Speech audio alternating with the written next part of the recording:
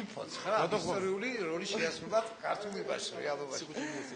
მე ფიქრობ რომ პირველი ეტაპი მე ძირითადად სამ ეტაპად ყოფდი ჩემი პოლიტიკის შემოსვლის შემდგომ პროცესებს.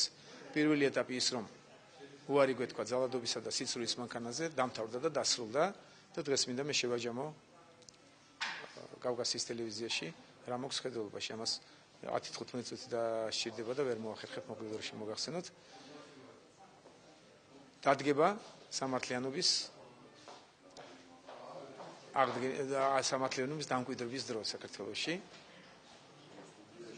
კიდევ ვიმეორებ რომ ეს პროცესები რაც მოკლე დროში შეიძლება დასრულებოდა დასრულდა. ეხლა ჩვენ გველის უფრო საინტერესო და ხანგრძლივი პერიოდი. ეს უნდა იყოს საქართველოს აღორძინების პირველ რიგში ეკონომიკური აღორძინების და აღზევების წელიწადი. წლები ერთი წელი არ ეყოფა. აი ეს საინტერესო და ხანგრძლივი პროცესი იწყება და ჩვენ გველოდება ძალიან ბევრი საინტერესო წლები და დღეები. მე ვფიქრობ რომ ჩვენი გუნდი ყველაფერს გააკეთებს იმისათვის რომ ჩაუყაროთ საფუძველი ყველაზე აი მეორე ეტაპის ყველაზე საინტერესო და ხანგრძლივ პერიოდს.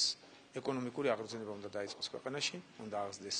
ყველაზე დიდი უსამართლობა ის რომ ოჯახების უმრავლესობას არ შეუძლიათ ღირსეულად იცხოვრონ, ყველამ უნდა მოახერხოს საკუთარ სამშობლოში სამუშაო ადგილის შოვნა და თავისი ოჯახების ღირსეულად რჩენა.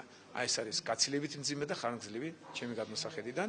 უფრო ხანგრძლივი და მძიმე გახლავთ მესამე ეტაპი რომ ჩვენი საზოგადოება ტიპიურად ევროპული რეალურად ევროპული ტიპის საზოგადოებად ჩამოყალიბდეს.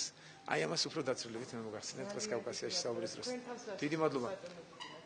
ჩემთვის მე უსურვებდი იმას რომ რაც გათვლილი მაქვს ყველაფერი შემესრულებინოს. მე კარგად მაქვს დანახული, კარგად დამიგეგმავს და მე მგონი მაგის უნარი შემწევს რომ უნარი შექცევოდეს იმისა რომ ჩემი ოცნებები და ჩემი დაგეგმილი ოცნებები რომლებიცაც ფრთები უნდა შევასხათ ყველაფერი შემძლებოდეს და ყველაფერი შეგვძლებოდეს ერთად საქართველოს მოსახლეობასთან ერთად და ჩვენ ნახოთ აღორძინებული და აყვავებული საქართველო.